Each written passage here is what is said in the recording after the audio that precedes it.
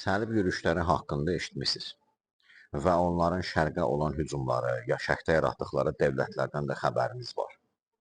Lakin onların nəsillərinin hazırda həmin ölkələrdə yaşadığından da xəbəriniz varmı? Bunlara Levantlılar deyilir.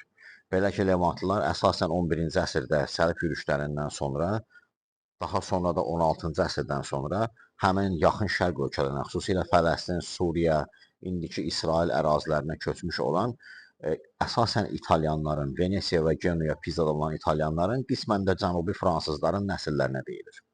Katolikdirlər. Ümumiyyətlə, papaya o qədər də tabe deyirlər, amma katolizm adətlərini yerinə yetirirlər. Levantlı anlayışı 19-cu əsrin sonlarında formalaşır.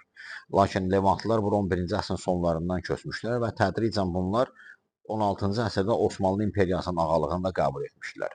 Və Osmanlı sultanları bunların ticarət xarakterlərini nəzərə alaraq bunlara ticarət imtiyazları da tanımışdır. Onu da deyim ki, 19-cu əsrdə bura İtaliyanın Sefard yahudiləri də köçməyə başladılar və Osmanlı ərazisində, Türkiyə ərazisində bunlara da Levantlı dedilər. Əsasən İtalyan dilində danışırdılar. 19-cu əsrin sonlarındansa bunlar fransız dilində danışırdılar. İsrail və Fələstin ərazisində bunların əcdadları adətən Fərənci familiyası ilə gedir, yəni Firəngli mənasını verir. Hazırda Osmanlı ərazisi, Türkiyə ərazisində bunlardan 4000 nəfər, hardasa 10 minə yaxın isə Fələstin, İsrail və Suriya ərazisində yaşayır.